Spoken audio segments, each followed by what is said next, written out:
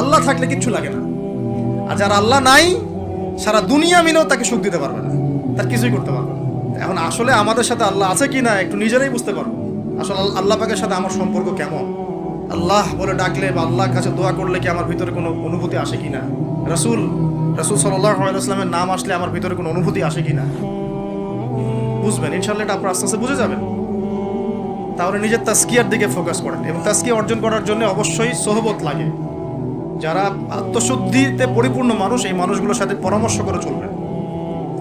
আর নিজের দিন পালন করেন, দিনটাকে আর বিভক্ত হতে দিবেন না। যারাই বিভক্তির দিকে নিয়ে যায় এদেরকে বয়কট করবেন, মিশবেনই না এদের সাথে। বরং আমি বলছি, বাংলাদেশে এমনিই তো শত শত দল হয়ে গেছে। এখন আপনি নিউট্রাল থাকবেন, নিজেকে বায়াসড করবেন না, নিউট্রাল থাকবেন। নিউট্রাল মানে নিরপেক্ষ। নিরপেক্ষ থেকে আপনি দেখবেন যে আসলে কার মধ্যে হকটা বেশি আছে। এরপর আপনার বুঝ অনুযায়ী কোরআন সুন্নাহর সাথে মিলিয়ে উলামায়ে কেরামের পরামর্শে যেদিকে তারা আপনাকে হেদায়েতের পথে নিয়ে যাবেন সেই পথে আপনি চলেন। ইনশাআল্লাহ আপনি ঠিক পথে থাকবেন। এই জন্য আমি একা একা থাকতে নিষেধ করি। উলামায়ে কেরামদের সাথে পরামর্শ করে চলবেন এবং ঐক্যবদ্ধ জীবনযাপন করবেন। উলামায়ে কেরামের সোহবতে থাকবেন, হকপন্থী উলামায়ে কেরাম। আর ভাই, প্রতিদিন যে সুন্নাহগুলো আছে এগুলো আমল করেন, নিজের উপর একটা সংশোধন নিয়ে আসেন। আল্লাহ পাক ততক্ষণ পর্যন্ত আমাদেরকে বিজয় দিবেন না যতক্ষণ না আমরা পরিপূর্ণ ইসলামে প্রবেশ করতেছি। আর পরিপূর্ণ ইসলাম মানে কি শুধু জুমার নামাজ পড়া, শুধু ঈদের নামাজ পড়া? আমাকে বলেন, আপনারা তো জানেন সবকিছু। পরিপূর্ণ ইসলাম মানে কি? 5 ওয়াক্ত নামাজ তো আপনাকে পড়তে হবে। আল্লাহ যদি তৌফিক দেন, সামর্থ্য দেন, তাহাজ্জুদও পড়তে হবে, চেষ্টা করতে হবে। নফল আমল বাড়াই দিতে হবে, জিকির আজগার তেলাওয়াত তাসবিহ তাহলিল বাড়াই দিতে হবে, আল্লাহর কাছে কান্নাকাটি বাড়াইতে হবে, ফিতনা থেকে দূরে আসার চেষ্টা করতে হবে, এই জগতের মোহ ছাড়তে হবে। যতটুকুতে আমার জীবন চলে যায় বাস এতটুকুতেই। আমি এইভাবেও বলতেছি আপনাদেরকে এখন সরাসরি, নিজেদের আপনজনদের মধ্যে, পরিবারের মধ্যে, বংশের মধ্যে কেউ যদি আপনাকে দিনের পথে চলতে বাধা প্রদান করে, ফিতনা সৃষ্টি করে, আপনি তার থেকেও নিজেকে সরা রাখবেন। দিন আপনার, জীবন আপনার, মানে দিন আমার, জীবন আমার, ইহকাল আমার, পরকাল আমার, জবাব আমার।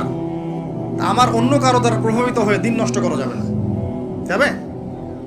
অনেক সময় হয় না, আমাদের বংশে, পরিবারে, কাছের অনেক মানুষ আপনাকে দিনের পথে চলার ক্ষেত্রে প্রতিবন্ধকতা সৃষ্টি করতেছে।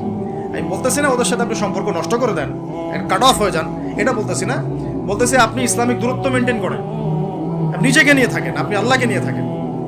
এক আল্লাহই আপনার জন্য যথেষ্ট, ইনশাআল্লাহ কাউকে লাগবে না। ইনশাআল্লাহ কেউ যদি না থাকে, এক আল্লাহই আপনার আমার জন্য যথেষ্ট। এটা কি বিশ্বাস করেন কিনা? এই আল্লাহ পাকই আমাদেরকে বাঁচিয়ে রাখছেন, আল্লাহ পাকের হাতেই আমাদের জীবন, আল্লাহ পাকই আমাদেরকে খাওয়ান। আল্লাহ থাকলে কিচ্ছু লাগে না। আর যার আল্লাহ নাই, সারা দুনিয়া মিলেও তাকে সুখ দিতে পারবে না, তার কিছুই করতে পারবে না। এখন আসলে আমাদের সাথে আল্লাহ আছে কি না একটু নিজেরাই বুঝতে পারবো। আসলে আল্লাহ পাকের সাথে আমার সম্পর্ক কেমন। আল্লাহ বলে ডাকলে বা আল্লাহর কাছে দোয়া করলে কি আমার ভিতরে কোনো অনুভূতি আসে কি না। রাসূল সাল্লাল্লাহু আলাইহি ওয়াসাল্লামের নাম আসলে আমার ভিতরে কোনো অনুভূতি আসে কি না। বুঝবেন ইনশাআল্লাহ, এটা আপনার আস্তে আস্তে বুঝে যাবেন। তাহলে নিজের তাজকিয়ার দিকে ফোকাস করেন, এবং তাজকিয়া অর্জন করার জন্য অবশ্যই সোহবত লাগে। যারা আত্মশুদ্ধিতে পরিপূর্ণ মানুষ, এই মানুষগুলোর সাথে পরামর্শ করে চলবেন। আর নিজের দিন পালন করেন, দিনটাকে আর বিভক্ত হতে দিবেন না। যারাই বিভক্তির দিকে নিয়ে যায় এদেরকে বয়কট করবেন, মিশবেনই না এদের সাথে। বরং আমি বলছি, বাংলাদেশে এমনিই তো শত শত দল হয়ে গেছে। এখন আপনি নিউট্রাল থাকবেন, নিজেকে বায়াসড করবেন না, নিউট্রাল থাকবেন। নিউট্রাল মানে নিরপেক্ষ। নিরপেক্ষ থেকে আপনি দেখবেন যে আসলে কার মধ্যে হকটা বেশি আছে। এরপর আপনার বুঝ অনুযায়ী কোরআন সুন্নাহর সাথে মিলিয়ে উলামায়ে কেরামের পরামর্শে যেদিকে তারা আপনাকে হেদায়েতের পথে নিয়ে যাবেন সেই পথে আপনি চলেন। ইনশাআল্লাহ আপনি ঠিক পথে থাকবেন। এই জন্য আমি একা একা থাকতে নিষেধ করি। উলামায়ে কেরামদের সাথে পরামর্শ করে চলবেন এবং ঐক্যবদ্ধ জীবনযাপন করবেন। আর কিছু ভাইয়ের মধ্যে যদি খারাপ কিছু থাকে, তাদেরকে একদম আন্ডার এস্টিমেট করে ধুয়ে রেখে দেওয়ার দরকার নেই। কারণ যার মধ্যে খারাপ কিছু আছে, ওর মধ্যে ভালোও কিছু আছে। খোলা মনে ভালোগুলো নিয়ে নেবেন, খারাপগুলো আপনি ছেড়ে দিবেন। এখন বলতে পারে, আপনি কিভাবে বুঝবেন ভালো কোনটা খারাপ কোনটা? নিজে পড়বেন, নিজে জ্ঞান অর্জন করবেন, আল্লাহ পাক বিবেক দিয়েছেন, বোঝার চেষ্টা করবেন এবং আলেমদের সাথে পরামর্শ করবেন। ব্যাস, আল্লাহ পাক এরপরে আপনাকে যে পথে নিয়ে যাবেন ইনশাআল্লাহ সেই পথে আপনি চলবেন। উম্মার বিভক্তি বাড়াবেন না। এরপরে যখন অর্থনীতির মধ্যে ঢুকবেন, ব্যবসা বাণিজ্য, রিজিক, চাকরি বাকরি, জান চলে গেলেও হারাম খাবেন না ইনশাআল্লাহ। আল্লাহ পাক তৌফিক দান করে, আপনাকে তৌফিক দেখ, আমাকেও তৌফিক দান। কারণ আমরা সবাই হারাম খাচ্ছি, আমি নিজেও ফিল করি। হারাম না খেলে আমাদের দোয়া কবুল হইতো। দোয়া যে কবুল হচ্ছে না বোঝেন না। কাবা ঘরে দোয়া হচ্ছে বিগত প্রায় 40-50 বছর থেকে, আল্লাহ ফিলিস্তিনকে মুক্ত করে দাও, মুসলিম ভাইদেরকে সাহায্য করো, নুসরা নাজিল করো। আপনি দোয়ার কি বরকত দেখতে পারতেছেন? দোয়ার কি ইম্প্যাক্ট পড়তেছে? রিজিক হারাম, রিজিক অনেক সময় হারাম হয়ে যাচ্ছে আমাদের। এমনকি হজের মতো মৌসুমে, উমরার মতো মৌসুমে আমরা যে গোশতগুলো খাচ্ছি বাইরে, এগুলো যে কতটুকু আল্লাহর নামে জবাই করছে আল্লাহ ভালো জানে। ভাবতে হবে তো, এগুলা পারতেছি না। আমি সত্যি বলতেছি যে আমরা হালাল খাইতেও পারতেছি না। মনে হয় চেষ্টা করতে হবে 100% হালালের উপর থাকার জন্য। যদি আল্লাহর নামে জবাই না করা হয় সেটা কি হালাল হবে? যদি আমার টাকার মধ্যে সুদ থাকে হালাল হবে? যদি আমার টাকার মধ্যে ঘুষ থাকে হালাল হবে? বাংলাদেশের লক্ষ লক্ষ মানুষ নামাজ পড়ে মসজিদে, ঘুষখোর। বাংলাদেশের লক্ষ লক্ষ না, কোটি কোটি মানুষ মসজিদে নামাজ পড়ে, মুসল্লি সুদখোর। অনেক মসজিদ কমিটি আছে সুদখোর। ভাই আমার কথা বলতে কোনো ভয়ে কাজ করে না, আর আমি কারো পরোয়া করি না, সত্য কথা বলতে, এক আল্লাহ ছাড়া। বাংলাদেশে লক্ষ লক্ষ মানুষ আছে মসজিদে নামাজ পড়ে, সুদখোর, ঘুষখোর, দুর্নীতিবাজ, করাপ্টেড। আমাদের কথা বলছি, দাড়ি টুপিওয়ালা মানুষ, আমরা বহু দাড়ি টুপিওয়ালা মানুষ আছি সমাজে, চলাফেরা করি, আমাদের রিজিক ঠিক নেই, হারাম খাচ্ছি। দোয়া কবুল হবে? আল্লাহ পাক আমাদেরকে হারাম থেকে বাঁচান, হারাম থেকে বাঁচান। এরপর পরিবার যখন গঠন করতে যাবেন, ভুল করে পরিবারে অনইসলামিক কোনো মতাদর্শকে স্থান দিবেন না। পরিবারের বউ বাচ্চা যেন পর্দা করে, খেয়াল রাখতে হবে। বিয়ে শাদী করার সময় খেয়াল রাখতে হবে কোন মেয়েটাকে বিয়ে করছে।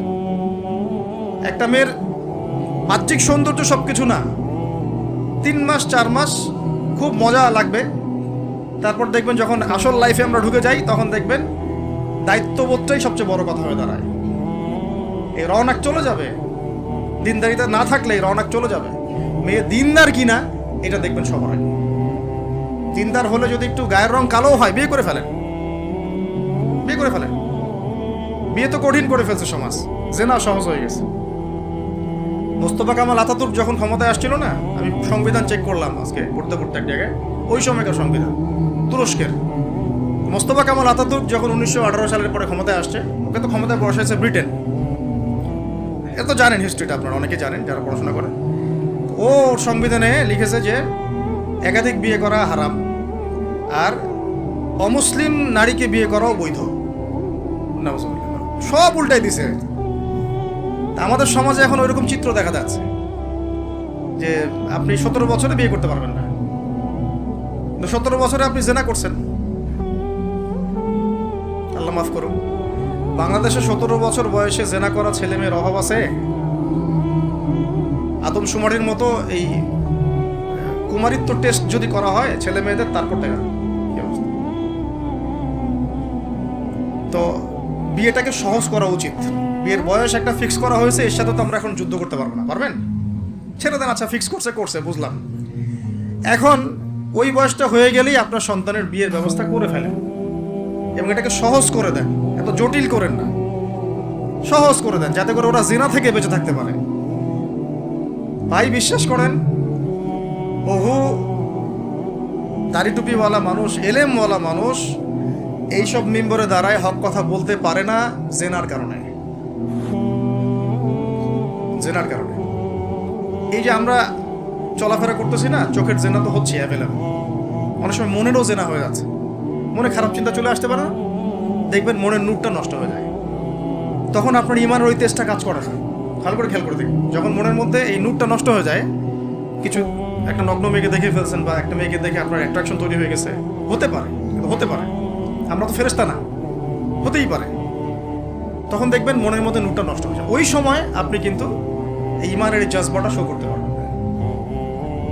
তখন নবী সাল্লাল্লাহু আলাইহি ওয়াসাল্লাম বলেছেন, তখন যদি বাসায় স্ত্রী থাকে তোমরা স্ত্রীর কাছে চলে যাবা, নিজের প্রয়োজন মিটাই নিবা, তাহলে এই শয়তানি মন থেকে চলে যাবে। এখন তো বিয়ে করিনি, এটা মিটাবে কীভাবে? অনলাইনে ঢুকলেই দেখবেন আপনি নগ্নতা। এই ছেলে পেলে আমাদের সাথে যারা ঢাকায় থাকে এরা যাতে আরও জানে কি আছে ওখানে, কি হয়। ছেলে নাই আর মেয়ে নাই, মেয়ের মেয়ে নাই, ও নিজে ছেলে। একটা মেয়ের যে চরিত্র খারাপ এটা বোঝার জন্য এতটুকু যথেষ্ট যে ও মোটর সাইকেলের পিছনে বসছে কিভাবে, এটা দেখবেন কেন। একটা আপনার শালীন দিনদার স্ত্রীকে নিয়ে যদি আপনি মোটর সাইকেলে জানো, দেখবেন তার বসার ধরনটা কেমন, আর যাদের সাথে এই যে ফ্রি মিক্সিংয়ে প্রেম প্রীতির সম্পর্ক করে এদের বসার ধরনটা কেমন। বসাই আপনাকে বলে দেবে কত বড় বেয়াদব, কত বড় আদবহীন বেহায়া একটা মানুষ। আমার কথা ইশারা দিচ্ছি, সব তো বলা যাবে না। তো এটাকে সহজ করবেন, এখানে দিনদারিতাকে প্রাধান্য দিবেন, ভুলেও দুনিয়াদারিকে প্রাধান্য দিয়েন না। ও বাপের কয় টাকা আছে, ওর বিয়ে করলে আমি পাবো কি, কত সুন্দর ঐশ্বরিয়া রায়ের মতো কিনা, এগুলো দেখার দরকার নেই। এগুলো থাকে না, আস্তে আস্তে চলে যায়, দিনদারিতা থেকে যায়। ইব্রাহিম আলাইহিস সালামের স্ত্রীদের কথা আজকে আমরা স্মরণ করি না? হাজেরা আলাইহিস সালাম, তার ওই সবর, সাফা মারওয়ার সাই, তাওয়াক্কুল আল্লাহর কাছে এত পছন্দ হয়েছিল যে কিয়ামত পর্যন্ত যত মানুষ হজ করবে, সাই না করলে হজ হবে না। ঠিক আছে, উনার ওই হাঁটা দৌড়াদৌড়ি আল্লাহর কাছে এত পছন্দ হয়েছে। আপনি জামজাম কূপ ওখানে যে তাওয়াফ করছেন না, তাওয়াফ করে যে পানি খেয়ে আসলেন, সাফা মারওয়া সাই করলেন, এই সাই না করা পর্যন্ত আপনার হজই হচ্ছে না, ওমরাই হচ্ছে না। একজন দিনদার মেয়ের দিনদারিতা আল্লাহর কাছে কিভাবে কবুল হয়ে থাকে, আমাদের মেয়েদেরকে বুঝান, বাসায় গিয়ে বোনদেরকে বুঝান, মাদেরকে বুঝান, স্ত্রীদেরকে বুঝান। তাদেরকেও একটা উদ্দেশ্যে আল্লাহ পাক সৃষ্টি করেছেন। কি উদ্দেশ্য? তারা যেন ইসমাইলের মতো প্রজন্ম জন্ম দিতে পারে। তাদেরকে সিরিয়াল দেখার জন্য পাঠানো হয় না, তাদেরকে রং তামাশা করার জন্য আর স্নো পাউডার মেখে বাইরে ঘোরার জন্য পাঠানো হয় না। এবং এটাকে কন্ট্রোল তো আমাদেরকে করতে হবে। এই যে বললাম, কন্ট্রোল করতে গিয়ে যদি দেখেন পারতেছেন না, আপনার দ্বারা হচ্ছে না, তখন কি প্রয়োজনে ডিসকানেক্টেড হয়ে যাবেন। প্রয়োজনে ডিসকানেক্টেড হয়ে যাবেন, তাও নিজের দিনকে ক্ষতিগ্রস্ত হতে দিবেন। কিছু করার নাই তো, চেষ্টার উপর চেষ্টা করে যাচ্ছেন আপনি 10 বছর, 15 বছর, 5 বছর, 7 বছর, কোনো রেজাল্ট পাচ্ছেন না। এখন আপনি কি করবেন? দিন ছেড়ে দেবেন? আপনিও তাদের মতো হয়ে যাবেন? আপনাকে আপনার স্বতন্ত্র জায়গায় থাকতে হবে। আল্লাহ পাক তৌফিক দান করুন। আর ইসলাম সংশোধনের মধ্যে সমাধান আসলে আলহামদুলিল্লাহ। এরপরে বাচ্চা কাচ্চা যেগুলো হবে, এগুলো পয়েন্ট মনে রাখবেন, পড়াশোনা থেকে নিয়ে এই পর্যন্ত বাচ্চা কাচ্চা যেগুলো হবে, এক একটা বাচ্চাকে আগামী দিনের যোদ্ধা হিসেবে গড়ে তুলবে। কি যুদ্ধ করবে তারা? আগে আদর্শিক যুদ্ধ করবে, আদর্শিক যুদ্ধ করবে, যে আমরা ওইসব আদর্শে চলি না, আমাদের নিজস্ব করে শান্তি। এই শান্তির নাম ইসলাম না। ইসলাম মানে হচ্ছে আল্লাহর বিধানের সামনে মাথা নত করে শান্তি। বুঝতে পারছে? এমন একটা এক্সাম্পল নেন, ইব্রাহিম আলাইহিস সালামকে বলা হচ্ছিল সন্তান আর স্ত্রীকে রেখে আসো মক্কায়, ওখানে কোনো মানুষ নাই, পানি নাই, প্রাণীও নাই, আপনি কি রাখতেন? ইব্রাহিম আলাইহিস সালাম কোনো প্রশ্ন করেছিলেন? কেন রাখবো, কেন রাখবো? আমার বাচ্চা তো বাঁচবে না, আমার মেয়ে, আমার স্ত্রী তো বাঁচবে না, কি খাবে, কি পড়বে? আল্লাহর বিধান আসছে, আসলামতু লিরাব্বিল আলামিন, মেনে নিলাম, সামি'না ওয়া আতা'না, শুনলাম মানলাম, শুনলাম মানলাম, শুনলাম মানলাম, ইসলাম। শুনলাম মানলাম, এর নাম কি? ইসলাম। সন্তানের বয়স যখন একটু বড় হয়েছে, ফালাম্মা বালাগা মা'আহু সা'য়া ক্বালা ইয়া বুনাইয়া ইন্নী আরা ফিল মানামি আন্নী আযবাহু। সন্তান একটু বড় হয়েছে, আল্লাহ পাক বললেন জবাহ করো। সন্তানকে কি করো? জবাহ করো। বাবা গিয়ে সন্তানকে জিজ্ঞাসা করছিলেন যে আল্লাহ আমাকে আদেশ করেছেন, আমি স্বপ্নে দেখেছি, নবীদের স্বপ্ন তো ওহী, আল্লাহর আদেশ এটা যে আমি তোমাকে জবাহ করছি, ফানজুর মাযা তারা, তোমার রায় কি, তোমার কি রায় আমাকে বলো। সন্তান বলছে ইয়া আবাতি ফাআল মা তু'মার, হে আমার বাবা, আল্লাহ যা আদেশ করেছেন তাই করেন আপনি। সাতাজিদুনি ইনশাআল্লাহু মিনাস সাবিরিন, ইনশাআল্লাহ আপনি আমাকে সবরকারী পাবেন, ইনশাআল্লাহ আপনি আমাকে সবরকারী পাবেন। ইব্রাহিম আলাইহিস সালাম তো প্রশ্ন করেন আল্লাহ পাককে, আল্লাহ আমার বাচ্চাকে কেন জবাহ করতে হবে, মাসুম বাচ্চা। ইসমাইল আলাইহিস সালামও তো প্রশ্ন করেন নাই, আব্বা এটা কি ধরনের অমানবিক সিদ্ধান্ত, আমার বয়সটা এত কম, আমাকে কেন জবাহ করতে হবে? কোনো যুক্তি নাই, কোনো বিজ্ঞান নাই, কোনো দর্শন নাই। আসলামতু লিরাব্বিল আলামিন, সামি'না ওয়া আতা'না। যে হাজরা আলাইহিস সালামকে রেখে যাওয়া হচ্ছে, তিনি জিজ্ঞাসা করছিলেন যে আপনি কি আল্লাহর আদেশে রেখে যাচ্ছেন আমাকে? ইব্রাহিম আলাইহিস সালাম বললেন হ্যাঁ। তিনি বললেন ঠিক আছে, তাহলে আল্লাহ আমাকে দেখাশোনা করবেন। ঈমান, তাওয়াক্কুল, ইসলাম। এমনকি যখন সন্তান আর বাবা, সন্তানকে বাবা মানে শুইয়ে দিয়েছেন জবাহ করার জন্য, ওইখানেও আল্লাহ পাক ইসলাম শব্দ প্রয়োগ করেছেন, ফালাম্মা আসলামা ওয়া তাল্লাহু লিল জাবিন। যখন তারা দুজন আত্মসমর্পণ করল এবং সন্তানকে উপর করে শুইয়ে দিল, তখন আল্লাহ পাক বলেছেন ফানাদাইনাহু ইয়া ইব্রাহিম তখন আমরা ডাকলাম, হে ইব্রাহিম, কদ সাদ্দাকতা রুইয়া, তুমি তোমার স্বপ্নকে সত্যায়ন করেছো। ইন্না কাযালিকা নাজজিল মুহসিনিন, তাই না? এবং এভাবেই আমি মুহসিনদেরকে মানে সাফল্য দিয়ে থাকি বা প্রতিদান দিয়ে থাকি। কথা হলো, এখান থেকে ইসলামের কি ডেফিনেশন শিখলেন? এই ঘটনাগুলো থেকে আমাদের নাম মুসলিম হলো কোত্থেকে? মিল্লাতে আবিকুম ইব্রাহিম হুয়া সাম্মাকুমুল মুসলিমিন। তোমরা হচ্ছে মিল্লাতে আবিকুম ইব্রাহিম, তোমাদের বাবা হচ্ছে ইব্রাহিম আলাইহিস সালাম, জাতির পিতা। সেখান থেকে তিনি তোমাদেরকে নাম দিয়েছেন কি? মুসলিম। ইসলাম এই শব্দটা আসলো কোত্থেকে? তাদের থেকেই। এই যে আপনি হজ দেখছেন, আরাফাত, হজ, মিনা, মুজদালিফা, জামজাম, সাই, কাবাঘর, মাকাম ইব্রাহিম, সব তাদের স্মৃতি, সবই পরিবারের স্মৃতি।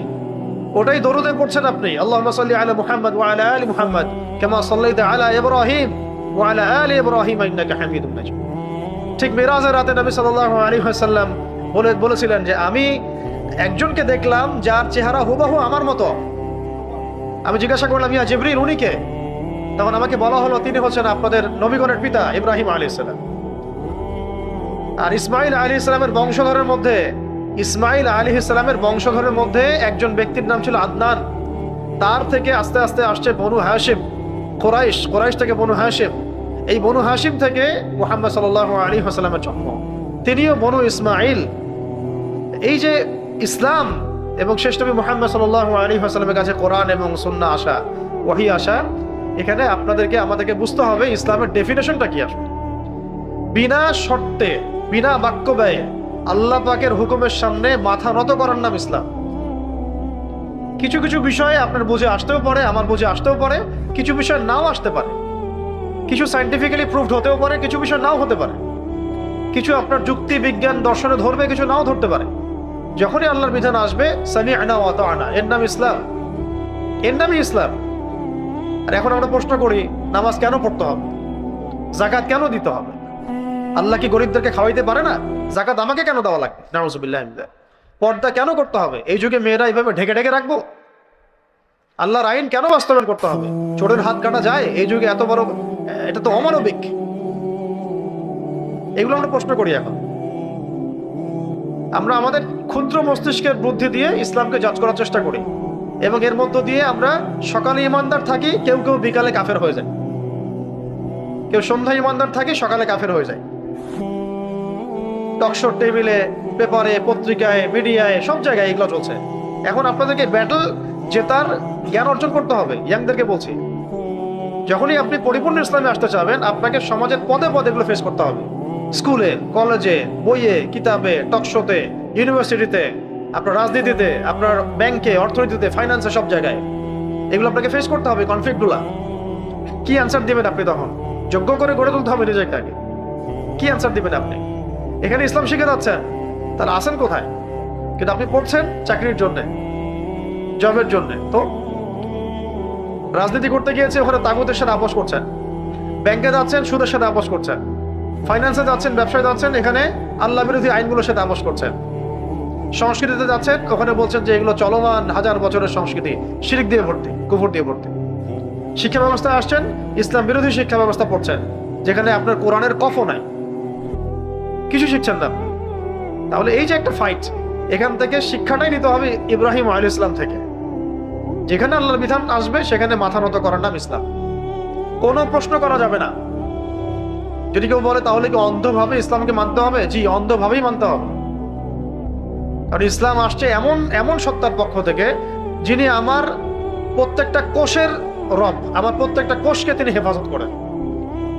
এই পুরো মহাবিশ্বের সমস্ত গ্রহ নক্ষত্র তিনি হেফাজত করেন তার নিয়ন্ত্রণে। আপনি আমি মহাবিশ্বের কতটুকু জায়গা জুড়ে আছে? 0.0001% জায়গাও নাই আমাদের।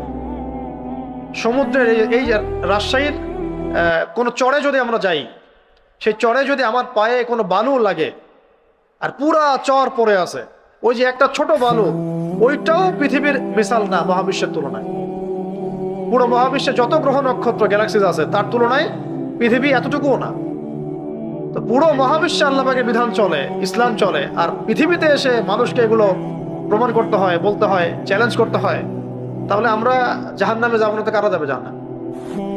এই জন্য তো আল্লাহ পাক বলেছেন যে ওয়ালাকাদ যারানা লিজাহান্নামা কাসীরাম মিনাল জিন্নি ওয়াল ইনস, বহু জিন আর মানুষকে দিয়ে আমি জাহান্নাম পূর্ণ করব। বহু জিন আর মানুষকে দিয়ে আমি জাহান্নাম পূর্ণ করব। লাহুম কুলুবুন লা ইয়াফকাহুনা বিহা, এদেরকে আমি কলব দিয়েছিলাম, কোনোদিন উপলব্ধি করে নাই। ওয়া লাহুম আযানুন লা ইয়াসমাউনা বিহা, আমি কান দিয়েছিলাম, শুনেই নাই কখনো। ওয়া লাহুম আ'য়ুনুন লা ইউবসিরুনা বিহা, আমি চোখ দিয়েছিলাম, তারা চোখে সত্যটা দেখে নাই। উলাইকা কাল আনআম, এরা ছিল জন্তু জানোয়ারের মতো, গবাদি পশুর মতো। বাল হুম আদাল, বরং এর চেয়েও নিকৃষ্ট ছিল তারা।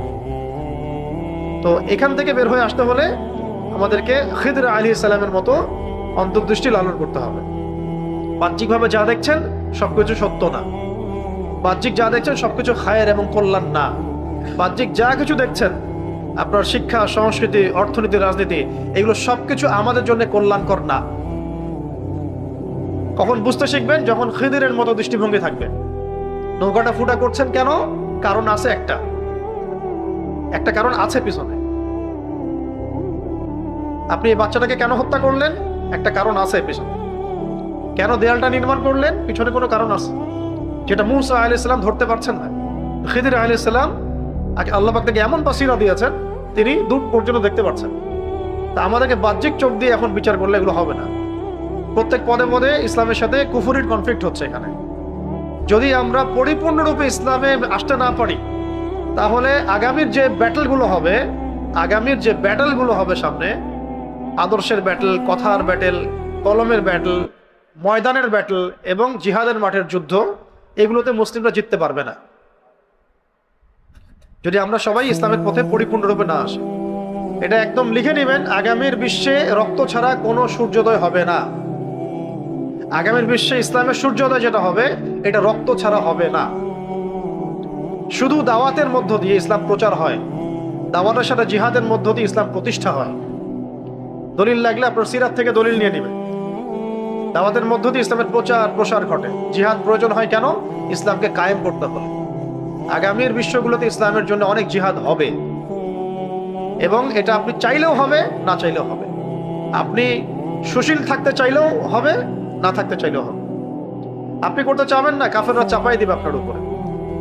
আর আপনি খুব ভালো মানুষ সেজে থাকলে আস্তে আস্তে একটা করে ধরবে, একটা করে শেষ করবে। আমি অনেক ভিতরে চলে যাচ্ছি। আপাতত আমরা চেষ্টা করি পরিপূর্ণ মুসলিম হওয়ার জন্য।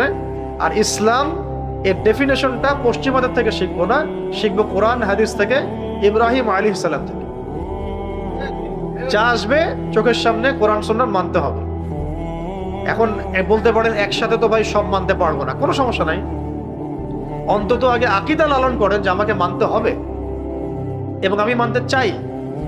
আল্লাহ, আমি যেভাবে নামাজ পড়ছি এইভাবে আমি অর্থনীতি ঠিক করতে চাই, আমি হালাল খাইতে চাই, আমি হালাল অর্থনীতি চাই, হালাল সামাজিকভাবে চলতে চাই, আমি আপনার বিধান অনুযায়ী পলিটিক্স করতে চাই।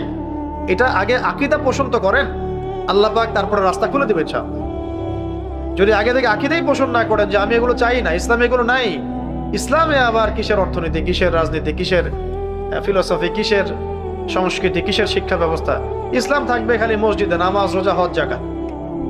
এই যদি আকীদা হয় তাহলে এটা এই ব্যক্তি কাফের। যে ব্যক্তি ইসলামকে আংশিক মনে করে সে ব্যক্তি কাফের। যে ব্যক্তি মনে করে ইসলাম আংশিক, পরিপূর্ণ না, সে ব্যক্তি কাফের, স্পষ্ট কাফের, কুফরের মধ্যে আছে। আল্লাহ পাক স্পষ্ট বলেছেন, আল ইয়াউমা আকমালতু লাকুম দীনাকুম, দ্বীনকে আমি কামেল করে দিয়েছি। ওয়া আতমামতু আলাইকুম নি'মাতি ওয়া রাদিতু লাকুমুল ইসলাম দীনান। এই আয়াতকে অস্বীকার করলে কাফের হয়ে যাবে।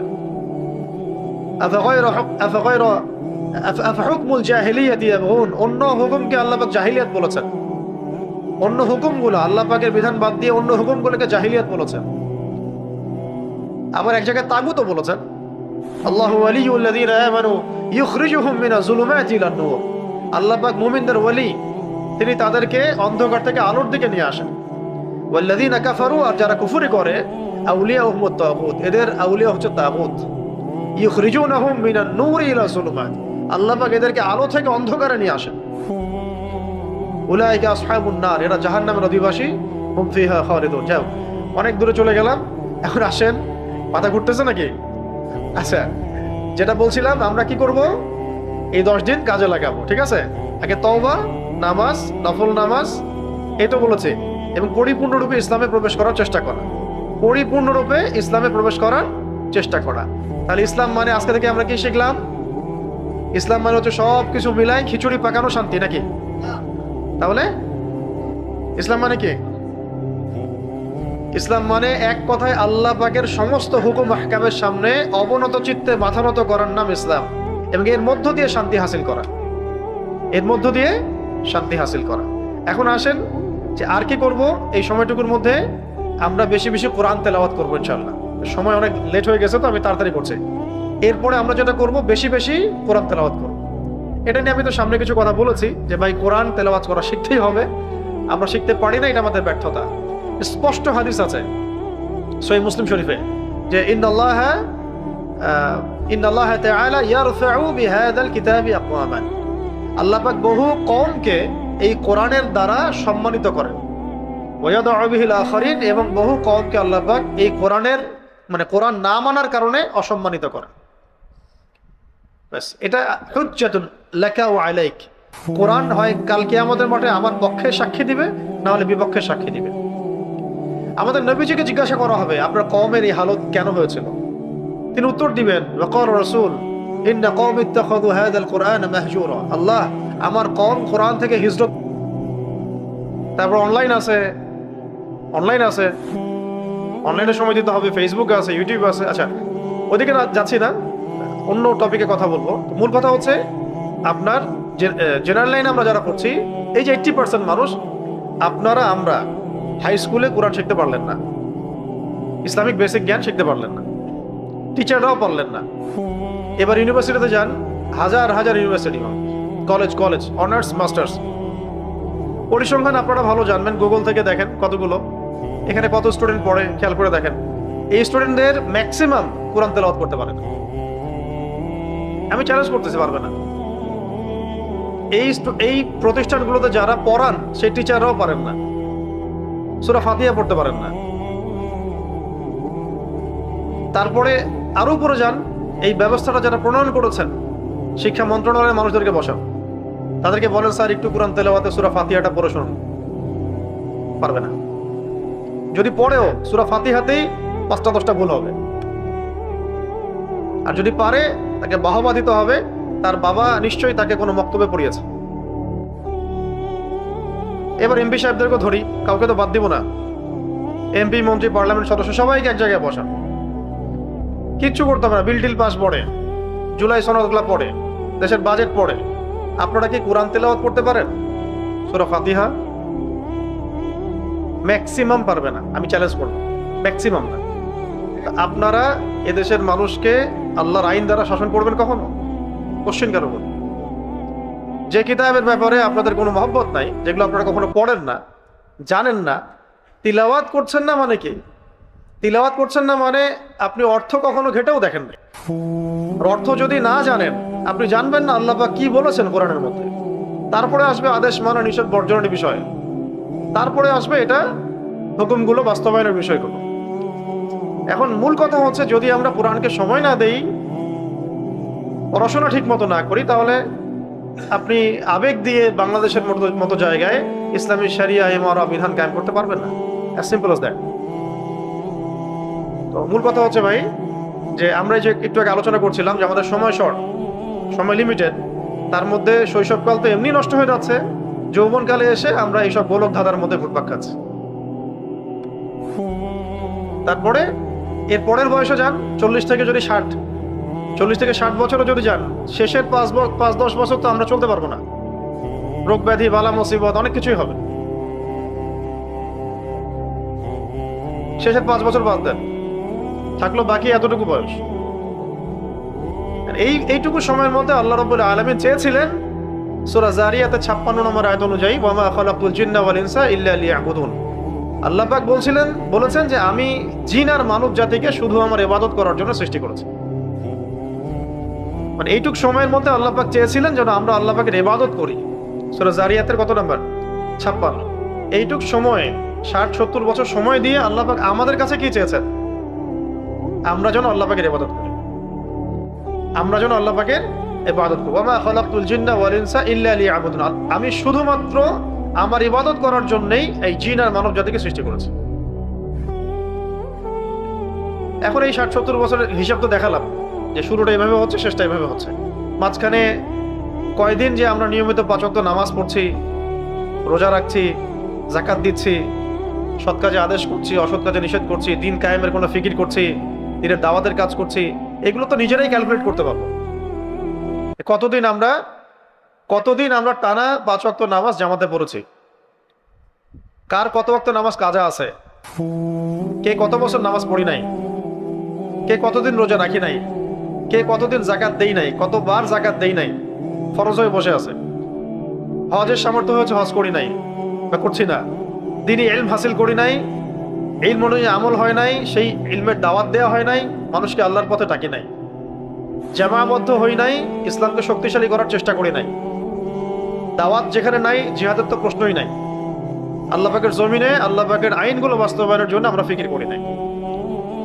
আরো বেসিক জায়গায় আসলে আমরা তাজকিয়া হাসিল করি নাই। কোনো মুরব্বী আলেম নাই, কোনো শায়েখ নাই, কোনো পীর মাশায়েখ নাই যার কাছে গিয়ে তাজকিয়া হবে।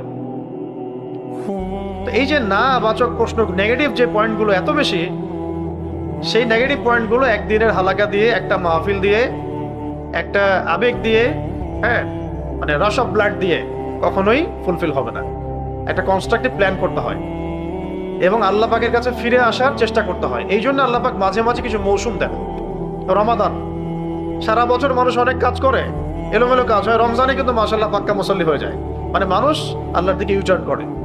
এরকম কিছু অকেশন আল্লাহ পাক আমাদের সামনে থ্রো করেন, যেমন রমাদান, লাইলাতুল কদর, হজের মৌসুম, ওমরা, এই ধরনের বিষয়গুলো।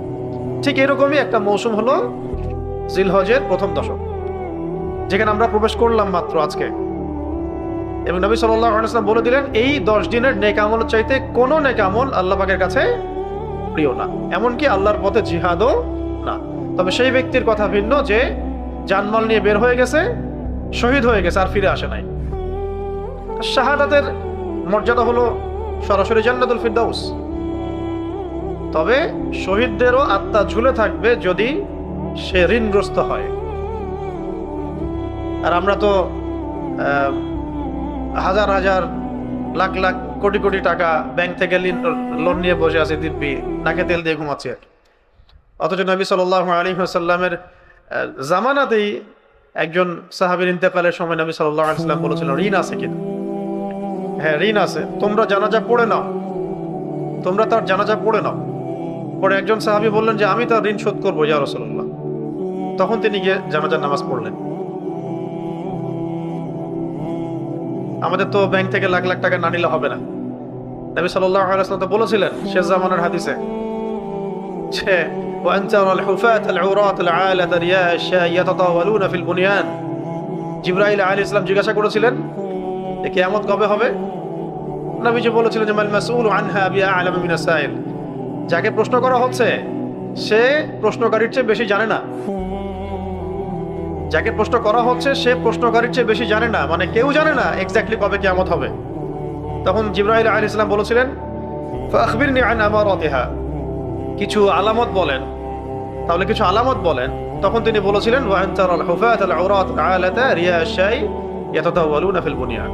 যখন আপনি দেখবেন সমাজের সবচেয়ে দরিদ্র মানুষেরা নগ্ন পদের, খালি পায়ে থাকতো, নগ্ন দেহের, গায়ে কাপড় পরার টাকা ছিল না, রাখাল শ্রেণীর মানুষ, রিয়া আশ-শাই ইয়াতাতাওয়ালুনা ফিল বুনিয়ান, যখন তারা উঁচু উঁচু বিল্ডিং নির্মাণের প্রতিযোগিতা করবে, উঁচু উঁচু বিল্ডিং নির্মাণ করবে না, বিল্ডিং নির্মাণের প্রতিযোগিতা করবে, তখন ফান্তাজিরিস সাআ, কিয়ামতের অপেক্ষা করো।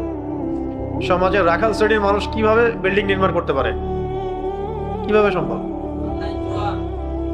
দুর্নীতি, হারাম টাকা, সুদ, দুর্নীতির মধ্য দিয়ে, হারাম টাকার মধ্য দিয়ে, সুদের মধ্য দিয়ে, অথবা অন্যের সম্পদ আত্মসাতের মধ্য দিয়ে, ব্যাস এই চলতেছে। তো আমরা সময়টা কাজে লাগাই। এই সময়টা আল্লাহ রাব্বুল আলামিন আমাদেরকে মৌসুম হিসেবে দিয়েছেন। কোনটা? জিলহজের প্রথম দশক। এর মধ্যেই আছে ইব্রাহিম আলাইহিস সালামের অনেক চেতনা, এর মধ্যে হজ আছে, এর মধ্যে কোরবানি আছে, এর মধ্যে ঈদুল আজহা আছে, এর মধ্যে আরাফা আছে। কি আছে? আরাফা আছে। এবং প্রত্যেকটা দিনই অনেক ইম্পর্টেন্ট, প্রত্যেকটা রাত অনেক ইম্পর্টেন্ট। তো প্রথমে আমি একটু কথা বলতে চাচ্ছি যে এই সময়টা কিভাবে কাজে লাগানো যায়। আমি নোট করে নিয়ে আসছি কয়েকটা বিষয়। আগে একটু বলে নিই, তারপর অন্য বিষয়ে যাব, অল্প সময় লাগবে। এগুলো একটু মনে রাখার চেষ্টা করেন, মোবাইলে ব্যস্ত না হয়ে এই কথাগুলো একটু মনে রাখার চেষ্টা করেন যে এই সময়গুলো আমরা কিভাবে কাটাতে পারি। ঠিক আছে? 1 নাম্বার, কয়েকটা পয়েন্ট লিখে নিয়ে আসছি, আমি একটু বলে দিই। 1 নাম্বার হচ্ছে এই দশকটা, এই 10 দিন আমরা চেষ্টা করি প্রথমত 1 নাম্বার আল্লাহ পাকের কাছে খালেস তওবা করে ফিরে আসা। 1 নাম্বার হচ্ছে তওবা করে আল্লাহর দিকে ফিরে আসা। যেমন আল্লাহ পাক অনেক জায়গায় কোরআনে বিভিন্ন জায়গায় বলেছেন, ওয়াতুবু ইলাল্লাহি জামিআন আইয়ুহাল মুমিনুন লাআল্লাকুম তুফলিহুন। হে মুমিনরা, তোমরা একসাথে আল্লাহর কাছে তওবা করে ফিরে আসো, যাতে করে তোমরা সফল হতে পারো। এটা করার জন্য এমনি তো আমরা পড়ি আস্তাগফিরুল্লাহ ওয়া আতুবু ইলাইহি, এটাও একটা তওবা। আস্তাগফিরুল্লাহ ওয়া আতুবু ইলাইহি এইটুকু পড়েন, অথবা আস্তাগফিরুল্লাহাল্লাযী লা ইলাহা ইল্লা হুয়াল হাইয়ুল কাইয়্যুম ওয়া আতুবু ইলাইহি, এটাও পড়লে তওবা হয়। কোন একটা গুনাহ করে ফেলছে কেউ, 3 বার বলল আস্তাগফিরুল্লাহাল্লাযী লা ইলাহা ইল্লা হুয়াল হাইয়ুল কাইয়্যুম ওয়া আতুবু ইলাইহি, ইনশাআল্লাহ আল্লাহ পাক তাকে মাফ করে দিবেন। এছাড়া দিনে রাতে কমপক্ষে 100 বার বা 70 বার এতটুকু বলা অন্তত যে আস্তাগফিরুল্লাহ ওয়া আতুবু ইলাইহি, আস্তাগফিরুল্লাহ ওয়া আতুবু ইলাইহি। 2 সেজদার মাঝখানে যখন আমরা বসি তখন বলা উচিত রব্বিগফিরলি রব্বিগফিরলি। কি বলা দরকার? রব্বিগফিরলি রব্বিগফিরলি, আল্লাহ আমাকে মাফ করুন, আল্লাহ আমাকে মাফ করুন। অথবা আল্লাহুম্মা গফিরলি ওয়ারহামনি ওয়াহদিনি ওয়াআফিনি ওয়ারযুকনি। আরো আছে ওয়াজবুরনি ওয়ারফা'নি ওয়াকরিমনি। যতটুকু পড়েন এতটুকু বলবেন। এটা হলো ইস্তেগফার, তওবা। আরো কি আছে? সকাল সন্ধ্যায় সাইয়্যিদুল ইস্তেগফার, সকাল সন্ধ্যায় সাইয়্যিদুল ইস্তেগফার। এটা কোনটা? আল্লাহুম্মা আনতা রাব্বি লা ইলাহা ইল্লা আনতা খালাকতানি আনা আবদুক ওয়া আনা আলা আহদিক ওয়া ওয়া'দিকা মাস্তাতা'তু আউযু বিকা মিন শাররি মা সানা'তু আবুউ লাকা বিনি'মাতিকা আলাইয়া ওয়া আবুউ বিযানবি ফাগফিরলি ফাইন্নাহু লা ইয়াগফিরু যুনুবা ইল্লা আনতা। এই দোয়াটা সকাল সন্ধ্যায় পড়ার একটা বড় ফজিলত হচ্ছে, কেউ যদি সকালে পড়ে সন্ধ্যার আগে মারা যায় জান্নাতে যাবে ইনশাআল্লাহ। আর কেউ যদি সন্ধ্যায় পড়ে সকালের মধ্যে ইন্তেকাল করে তাহলে জান্নাতে যাবে ইনশাআল্লাহ। সাইয়্যিদুল ইস্তেগফার। আমরা কি নিয়ে কথা বলছি? কিভাবে জীবনকে কাজে লাগাবো, এই মৌসুমগুলোকে কাজে লাগাবো। অন্যতম মৌসুম কোনটা? জিলহজের প্রথম দশক। এই দশকের আমল হচ্ছে অন্য কোনো আমল আল্লাহর কাছে প্রিয় নয়। ঠিক আছে? এখন কিভাবে কাজে লাগাবো এই কিছু আমরা পয়েন্ট আলোচনা করছি। যে প্রথমে আমরা তওবা করে আল্লাহর কাছে ফিরে আসবো, প্রথমে আমরা তওবা করে আল্লাহ পাকের কাছে ফিরে আসবো ইনশাআল্লাহ। ঠিক আছে? তাহলে তওবা করার কয়েকটা পদ্ধতি বলছিলাম। কি বলবো ছোট করে? আস্তাগফিরুল্লাহ ওয়া আতুবু ইলাইহি, অথবা আস্তাগফিরুল্লাহাল্লাযী লা ইলাহা ইল্লা হুয়াল হাইয়ুল কাইয়্যুম ওয়া আতুবু ইলাইহি, অথবা সাইয়্যিদুল ইস্তেগফার, অথবা সলাতুত তাওবার নামাজ।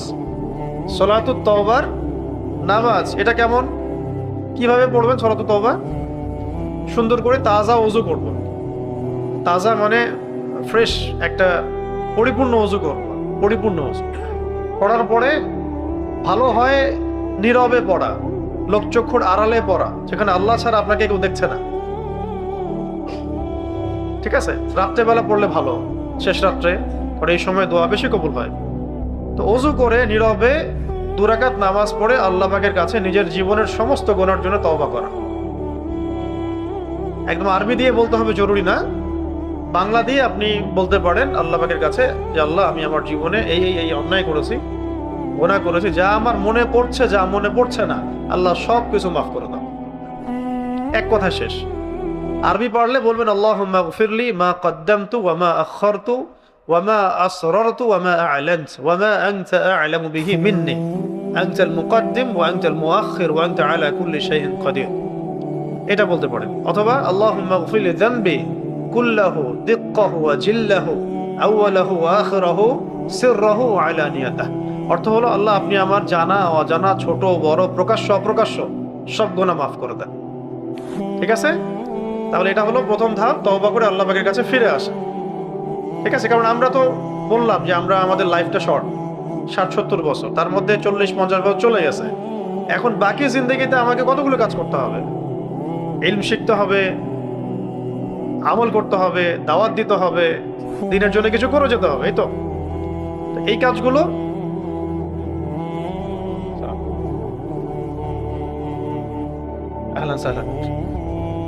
এই কাজগুলো করার জন্য প্রথমত তওবা করা উচিত।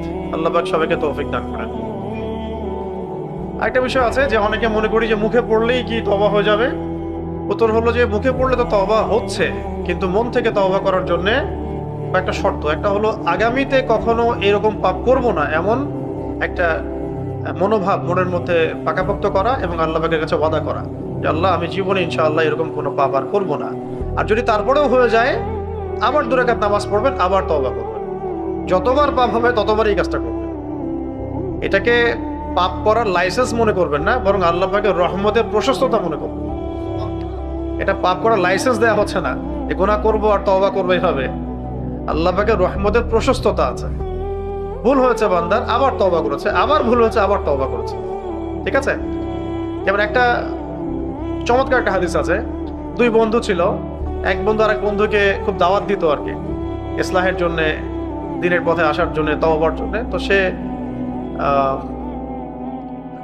দাওয়াত দিতে দিতে বিরক্ত হয়ে গেছে। একদিন বলে ফেলছে যে আল্লাহ পাক তোকে কখনো মাফ করবে না, আল্লাহ মনে হয় তোকে কখনো মাফ করবে না। তো এই একটা কথা বলার জন্য আল্লাহ রাব্বুল আলামিন এই ব্যক্তিকে জাহান্নামে দিয়ে দিয়েছে। যে আমি কাউকে মাফ করব কি করব না এটা বলার ইখতিয়ার তোমাকে কে দিয়েছে? এটা ফেসবুক চালান, খুব সাবধান হয়ে যাবেন। আপনারা সবাই এখানে জাজমেন্টাল ভাবখানে এমন দেখান, যারা আহলে ফেসবুক ওয়াল জামাআহ তারা মনে করেন যে মানুষকে জাজ করার দায়িত্ব মনে হয় আমাদেরই। মানুষকে জাজ করার দায়িত্ব আল্লাহর, আপনার নয়। আপনি জানেন না সত্য কোনটা মিথ্যা কোনটা, হয়তো বা আপনি জানেন না সত্য কোনটা মিথ্যা কোনটা, হক কোনটা বাতিল কোনটা, ন্যায় কোনটা অন্যায় কোনটা। হয়তো বা আপনি শুধু এক পিঠ জানেন, অন্য পিঠ জানেনই না। অতএব এই জায়গাগুলো খুব সেন্সিটিভ। এভাবে যেন আমরা অন্যকে জাজ করতে না যাই। আল্লাহ পাক আমাদেরকে বোঝার তৌফিক দান করেন। আর একটা বিষয় হলো যে আগামীতে কখনো পাপ করবো না স্টেটমেন্ট দেওয়া, আর একটা হলো যেটা পাপ হয়ে গেছে এর জন্য অনুতপ্ত থাকা। আর একটা গুরুত্বপূর্ণ পয়েন্ট হচ্ছে অন্যের সাথে জড়িত কোনো হক থাকলে এটাকে শোধ করা। অন্যের সাথে জড়িত কোনো হক থাকলে এটাকে শোধ করা কিভাবে করব এটা আমাকে ফিকির করতে হবে। টাকা যদি ধার নিয়ে থাকেন ফেরত দেওয়া, কারো মান সম্মান নষ্ট করে থাকলে তার কাছে মাফ চেয়ে নেওয়া, কাউকে কোনো ইলজাম দিয়ে থাকলে ক্ষমা চেয়ে নেওয়া, বা যে কোনোভাবে হোক এটাকে মিউচুয়াল করতে হবে। কারণ এই হাদিসটা মাথায় রাখেন, এই ইয়াং জেনারেশনকে খাস করে বলছি, এই হাদিসটা খুব ভালো করে মাথায় রাখেন। একদিন নবী সাল্লাল্লাহু আলাইহি ওয়াসাল্লাম সাহাবীদেরকে বলেছিলেন যে তোমরা কি জানো সবচেয়ে বড় মিসকিন কাকে বলে? সবচেয়ে বড় মিসকিনকে সাহাবায়ে কেরাম আরজ করছিলেন যে আমরা তো মনে করি ইয়া রাসূলুল্লাহ যার কাছে টাকা পয়সা নাই সেই সবচেয়ে বড় মিসকিন। তো নবী সাল্লাল্লাহু আলাইহি ওয়াসাল্লাম বললেন না, সবচেয়ে বড় মিসকিন সেই ব্যক্তি যে কিয়ামতের দিনে অনেক নেকি নিয়ে উঠবে, অনেক নেকি নিয়ে উঠবে, কিন্তু তার সামনে অনেক মানুষ দাঁড়িয়ে থাকবে যাদের হক সে নষ্ট করেছে, কারো প্রতি জুলুম করেছে, কারো প্রতি অন্যায় করেছে, কাউকে গালি দিয়েছে, কাউকে ধরেন যে জমি আত্মসাৎ করেছে, কারো সম্মানহানি করেছে। এই মানুষগুলো সামনে দাঁড়িয়ে থাকবে। বলা হবে যে ওই দিন তো আর কেনা বেচার কোনো সুযোগ নাই। বলা হবে যে এই ব্যক্তির আমলনামা থেকে নেকি দিয়ে এগুলোকে শোধ করা হবে। এই নেকি প্রদান করতে করতে যদি নেকি শেষ হয়ে যায় তাহলে ওই ব্যক্তিদের গুনাহ এই ব্যক্তির আমলনামায় চাপিয়ে দেওয়া হবে। এভাবে দেখা যাবে তার সব নেকি শেষ হয়ে গেছে এবং সে জাহান্নামে চলে গেছে। তাই মানুষের সাথে জড়িত হক যেন না থাকে এইভাবে জীবনযাপন করা উচিত বা চেষ্টা করা উচিত। আল্লাহ পাক আমাদের সবাইকে তৌফিক ইনায়াত করেন, আমিন। এইভাবে খালেস তওবা করে আমরা আল্লাহ পাকের পথে ফিরে আসবো ইনশাআল্লাহ। এরপর আমরা যেটা করব এই সময়টা কাজে লাগানোর জন্য প্রথমত 5 ওয়াক্ত নামাজটা ঠিকঠাক মতো জামাতে আদায় করার চেষ্টা করব। মুসাফির থাকলে ভিন্ন কথা, অসুস্থ হয়েছেন, ওযর আছে, অন্য কোনো শরঈ কোনো ওযর আছে, ঠিক আছে, ভিন্ন কথা। কিন্তু নামাজ ছাড়া যাবে না, বাদ দেওয়া যাবে না, পড়তে হবে। একা হলেও পড়বেন, মিস হয়ে গেছে একা হলে পড়বেন, ঘুমাইছিলেন ঘুম থেকে উঠে পড়বেন, মনে ছিল না মনে পড়েছে এখন পড়বেন। কারণ মান তারাকা সালাতান মুতাআম্মিদান ফাকাদ কাফার, হাদিসের মধ্যে আসছে যে ব্যক্তি ইচ্ছাকৃতভাবে নামাজকে ছেড়ে দেয় কুফরি করলো, সে ফাকাদ কাফার, সে ব্যক্তি কুফরি করলো। আরো স্ট্রং হাদিস আছে বাইনার রাজুলি ওয়া বাইনাশ শিরকি ওয়াল কুফরি তারকুস সালাত, কোন ব্যক্তির মধ্যে মানে আল্লাহর বান্দার মধ্যে এবং কাফেরের মধ্যে, কাফের যে মুশরিক কাফের, এদের মধ্যে পার্থক্য হচ্ছে নামাজ। মুয়াজ বিন জাবাল রাদিয়াল্লাহু আনহুকে নবী সাল্লাল্লাহু আলাইহি ওয়াসাল্লাম বলেছিলেন যে নামাজ কখনো ছেড়ো না, ছাড়লে আল্লাহর জিম্মাদারি থেকে বের হয়ে যাবে, আল্লাহর জিম্মাদারি থেকে বের হয়ে যাবে। তো এই 10 দিন আমরা চেষ্টা করব নামাজের ট্রেনিংটা নিয়ে নেওয়ার জন্য, 5 ওয়াক্ত নামাজ জামাতে এবং দৈনিক অন্তত 12 রাকাত সুন্নত নামাজ আদায় করা। কত রাকাত? অন্তত 12 রাকাত। ফজরের আগে 2, ফজরের 2 রাকাত সুন্নতকে এক পাল্লায় রাখা হলে পুরা দুনিয়ার মধ্যে যা আছে এটাকে আরেক পাল্লায় রাখা হলে এই পাল্লা বেশি ভারী হবে। পুরো দুনিয়ার মধ্যে কি আছে? না আছে তো, পুরো দুনিয়াতে বাহ্যিকভাবে কি কি দেখতে পাচ্ছেন আপনি? সব সম্পদ যদি এক পাল্লায় রাখি আর ফজরের 2 রাকাত সুন্নতকে আরেক পাল্লায় রাখি তাহলে এই পাল্লাটা বেশি ভারী হবে। বুঝতে পারছি? এটা হলো ফজরের আগে 2, তারপরে জোহরের আগে 4, পরে 2, মাগরিবের পরে 2, এশার পরে 2। এই যে 12 রাকাত সুন্নাহ নিয়মিত আদায় করলে আল্লাহ পাক তার জন্য জান্নাতে খাস একটা ঘর নির্মাণ করবেন ইনশাআল্লাহ। এগুলো নামাজের বিষয়। এর সাথে উলামায়ে কেরাম আরো তাগাদা দেন যে বেশি বেশি নফল পড়া, খাস করে তাহাজ্জুদ, অন্তত 2 রাকাত হলেও তাহাজ্জুদের নামাজ আদায় করার অভ্যাস করা উচিত। অন্তত কয় রাকাত? 2 রাকাত হলেও তাহাজ্জুদের নামাজের অভ্যাস করা উচিত। এই সময় দোয়া কবুল হয়। আল্লাহ রাব্বুল আলামিন এই সময় প্রথম আসমানে নেমে আসেন। এটা আবার গাণিতিকভাবে ক্যালকুলেট করার দরকার নাই যে কিভাবে নেমে আসেন। আল্লাহ পাকের রহমত নিকটবর্তী হয়, ঠিক আছে? এবং আল্লাহ রাব্বুল আলামিন আহ্বান করতে থাকেন, কে আছো আমার কাছে কিছু চাইবা আমি তোমাকে দিব, কে আছো আমার কাছে ক্ষমা চাইবে আমি ক্ষমা করে দিব, কে আছো আমার কাছে দোয়া করবে আমি তোমার দোয়া কবুল করব। এইভাবে আল্লাহ রাব্বুল আলামিন একদম ফজর পর্যন্ত আহ্বান করতে থাকেন যখন আমরা ঘুমাই। এই সময়টুকুতে অন্তত 2 রাকাত নামাজ পড়ে নেওয়া উচিত। আর যদি বেতের নামাজ আপনি না পড়ে থাকেন তাহলে শেষে গিয়ে বেতের নামাজ পড়লে একটা সুন্নত আদায় হবে, কারণ নবী সাল্লাল্লাহু আলাইহি ওয়াসাল্লাম বেতের সালাতটাকে শেষ রাত্রে পড়তেন। আর যারা তালেবে ইলম আমাদের মতো তারা প্রথম রাত্রে পড়াই ভালো, কারণ ঘুমায় গেলে পরে আবার ভেতর মিস হয়ে যাবে, ঠিক আছে? তো এই কারণে তাহাজ্জুদের ওয়াক্তটাকে গুরুত্ব দেওয়া, ওই সময় নফল নামাজ পড়ার চেষ্টা করা। এর সাথে সালাতুদ দুহা, ইশরাক এবং সালাতুদ দুহা। ইশরাকের নামাজের ব্যাপক ফজিলত আছে। কেউ যদি ফজরের নামাজ জামাতে আদায় করে এবং আদায় করার পরে বসে থাকে, বসে বসে তাসবিহ তাহলিল করতে থাকে, তাসবিহ তাহলিল জিকির আজগার কুরআন তেলাওয়াত এগুলো করছে, সূর্য উঠে গেল, সূর্য ওঠার পরে সে 2 রাকাত নামাজ পড়লো, সে একটা কবুল হজ একটা কবুল ওমরার নেকি পাবে। এবং এই কথাটা নবী সাল্লাল্লাহু আলাইহি ওয়াসাল্লাম 3 বার বলেছেন, একটা কবুল হজ একটা কবুল ওমরা, একটা কবুল হজ একটা কবুল ওমরা। তো আমরা অনেকে হজ করতে যেতে পারবো না এই বছর, কিন্তু আপনি আমি চাইলে প্রতিদিন সকালে একবার করে হজের নেকি পেতে পারি। তো এটা যদি নিয়মিত করতে না পারে অন্তত সপ্তাহে 1 দিন, অন্তত মাসে 1 দিন চেষ্টা করা উচিত না? এই 10 দিনে আল্লাহ পাক আমাদেরকে করার তৌফিক দান করেন, আমিন। এটা হলো সলাতুল ইশরাক। এটা কিসের সলাত? আর দুহা সলাত বলা হচ্ছে একটু ডিলে করে পড়া, মানে ধরেন এখন কয়টায় উঠে সূর্য? 6:30টার আগেই উঠে, 7টা থেকে 10টার মধ্যে যে সময়টুকু আছে এর মধ্যে 2 রাকাত নামাজ পড়লেই আপনার চাষ্টের নামাজ বা দুহার নামাজ আদায় হয়ে গেছে। ওই 2 রাকাত নামাজের আরো ফজিলত আছে। সেটা হলো যে আমাদের শরীরের মধ্যে রাসূল বলেছেন সাল্লাল্লাহু আলাইহি ওয়াসাল্লাম 360টা জোড়া আছে। কয়টা? এই প্রত্যেকটা জোড়ার উপরে একটা করে সদকা করা মানে অবধারিত হয়ে যায় প্রত্যেক দিন। কেউ যদি এই দুহার 2 রাকাত নামাজ আদায় করে সালাতুদ দুহার, তার সে এই 360টা সদকার নেকি পেয়ে যাবে মাত্র 2 রাকাত। আর যদি আপনি 4 রাকাত নামাজ পড়েন দিনের শুরুতে, মানে 2 রাকাতের সাথে আরো 2 রাকাত অ্যাড করলেন, তাহলে এই দিন শেষ হওয়ার আগেই আপনার যে চাওয়া আল্লাহ পাকের কাছে এটা পূরণ হয়ে যাবে ইনশাআল্লাহ। এর সাথে আমি নিজে থেকে একটা আমল জুড়ে দিচ্ছি, এটা আমি বহু বড় বড় ওলামায়ে কেরামদের কিতাবে পড়েছি। এই আমলটা কোনো বুজুর্গানে দিন মিস করতেন না। এখন আমি যেটা বলতে যাচ্ছি এটা আমাদের আকাবিরগণ আসলাফগণ কেউই ছাড়তেন না। সেটা হলো সকালবেলা ফজরের পরে সূরা ইয়াসিন তেলাওয়াত করা। কোনটা? সূরা ইয়াসিন তেলাওয়াত করা, কারণ এটা একটা মাশহুর আমল, প্রতিষ্ঠিত আমল। সূরা ইয়াসিন হাজত পূরণের সূরা। সূরা ইয়াসিন পড়ে আপনি যে কোনো হাজতের জন্য দোয়া করলে আল্লাহ পাক সেটা কবুল করে দিবেন ইনশাআল্লাহ। শর্ত আছে, রিজিক হালাল হতে হবে। রিজিক কি হতে হবে? আমরা খাই সুদ, আমরা খাই ঘুষ, আমরা খাই দুর্নীতি করি, আমরা মানুষের টাকা মেরে খাই, এদিকে আমরা আবার মেসওয়াকও করতেছি, সূরা ইয়াসিনও পড়তেছি। মানে নামাজে মানে মসজিদে আমরা পাক্কা মুসল্লি, মসজিদ থেকে বের হই পাক্কা সুদখোর। তা এরকম হলে তো মুশকিল। মসজিদেও যেমন পাক্কা মুসল্লি, ব্যবসায়িক জীবনে অর্থনৈতিক জীবনে গিয়েও পাক্কা মুসলিম থাকতে হবে। আচ্ছা, এখানে কথা একটা চলে আসলো, বলে দেই ইসলামটা কি। ইসলাম হচ্ছে ইব্রাহিম আলাইহিস সালাম থেকে শিখবেন। ইয ক্বালা লাহু রাব্বুহু আসলিম, যখনই আল্লাহ পাক তাকে বলতেন আত্মসমর্পণ কর, কি করো, আত্মসমর্পণ কর। ক্বাল, তিনি বলতেন আসলামতু লিরাব্বিল আলামিন, আমি জগৎসমূহের রবের সামনে কি করলাম, আত্মসমর্পণ করলাম। ইসলাম মানে শান্তি। হ্যাঁ, শান্তি। কখন শান্তি? আত্মসমর্পণের মধ্য দিয়ে শান্তি। ইসলাম মানে আল্লাহর বিধানের সামনে, আল্লাহ এবং তার রাসূলের সামনে আত্মসমর্পণের মধ্য দিয়ে শান্তি হাসিল করা।